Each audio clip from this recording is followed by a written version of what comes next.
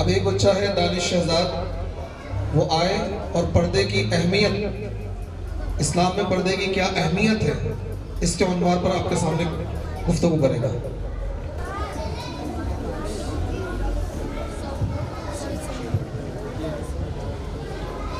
السلام علیکم ورحمۃ اللہ وبرکاتہ۔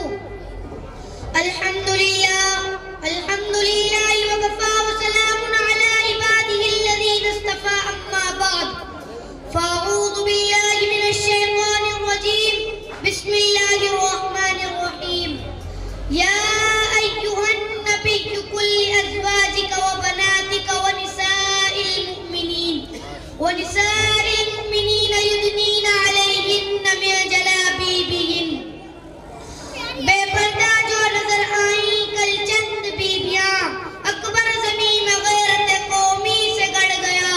پوچھا جو ان سے آپ کا پردہ وہ کیا ہوا، کہنے لگی کہ عقل پہ مردوں کی پڑ گیا۔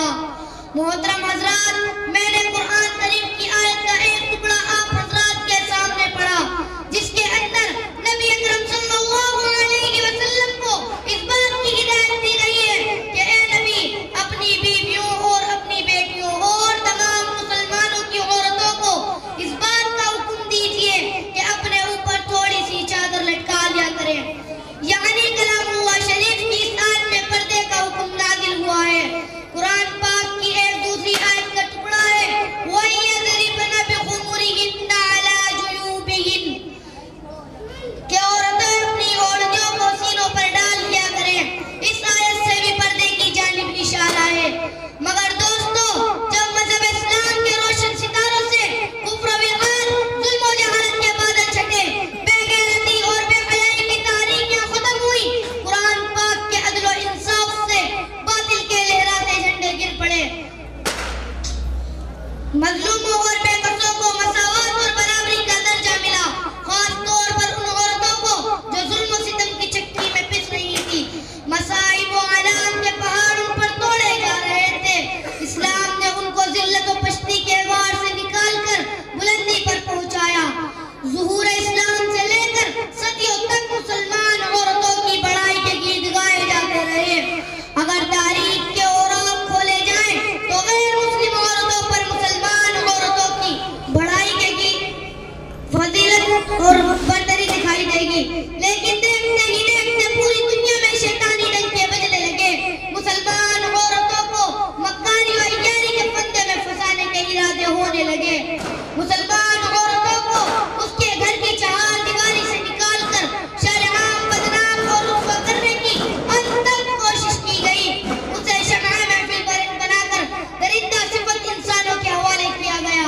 پردے کی مخالفت میں لاکھوں صفحات سیاہ کر دیے گئے۔ ان کی صرف ایک ہی صدا تھی کہ پردہ کے گربان کو چاک اور ریزہ ریزہ کیا جائے اور عورتوں کو بے لگام اور بے حیا چھوڑ دیا جائے، وہ جو چاہے گل کھلائے۔ چنانچہ خواہشات کے ان پٹھوں کی آرزویں پوری ہوئی۔ انہوں نے آہستہ آہستہ مسلمان خواتین کو بہکا لیا اور مسلم عورتوں نے بھی پردے جیسے عظیم نعمت کو پیٹھ پیچھے ڈال کر مردوں کے ساتھ کاندھے سے کاندھا ملا کر چلنا شروع کر دیا۔ پھر نہ پوچھئے کہ اسلامی معاشرہ کن کن خرابیوں سے دوچار ہوا، کتنی مصیبتوں اور آفتوں کا سامنا ہوا۔